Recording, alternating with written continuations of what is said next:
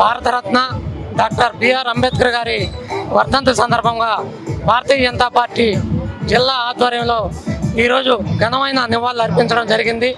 ఏదైతే భారత రాజ్యాంగాన్ని రచించారో వారు రచించినటువంటి ఈ యొక్క రాజ్యాంగమే ఈరోజు ప్రపంచంలోనే భారతదేశం ప్రజాస్వామ్య పరివిల్లుతుందంటే కేవలం అది ఒక డాక్టర్ అంబేద్కర్ గారి వల్లే ఇది జరిగిందని చెప్పి మేము మా ప్రధానమంత్రి నరేంద్ర మోడీ గారు 2014లో ప్రధానమంత్రి అయిన తర్వాత భారత రాజ్యాంగాన్ని రచించినటువంటి డాక్టర్ బిఆర్ అంబేద్కర్ గారిని ఎంతో గౌరవిస్తూ వారి ఏదైతే నాగపూర్లో పంచతీర్థాలని చెప్పి ఆ యొక్క కార్యక్రమాన్ని తీసుకొని ఎంతో డెవలప్ చేస్తూ డాక్టర్ బిఆర్ అంబేద్కర్ గారికి ఎనలేని గౌరవం తెచ్చే విధంగా మా భారతీయ జనతా పార్టీ ప్రభుత్వం కృషి చేస్తుందని చెప్పి వారికి ఘనంగా నివాళులు అర్పిస్తుంది.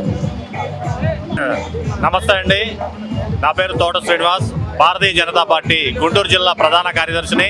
ఈరోజు మా జిల్లా అధ్యక్షులు చెరుకూరి తిరుపతిరావు గారి ఆధ్వర్యంలో డాక్టర్ భీమరావు అంబేద్కర్ గారి 69వ వర్ధంతిని ఘనంగా నివాళులర్పించాము. వారు రచించినటువంటి రాజ్యాంగం, వాళ్ళు ప్రవేశపెట్టినటువంటి విధానాలు ఎంతో అద్భుతంగా ఈరోజు మనకి సత్ఫలితాలను ఇస్తున్నాయి. దాంట్లో భాగంగానే ఈరోజు మన ఆర్థిక వ్యవస్థలో ప్రపంచంలో 4వ స్థానాన్ని పొందగలిగాము అని అంటే వారు ప్రవేశపెట్టినటువంటి విధి విధానాలే. ఆ విధంగా వారు పాటుపడినటువంటి కుల వ్యవస్థ నిర్మూలన అనేది కూడా జరిగింది.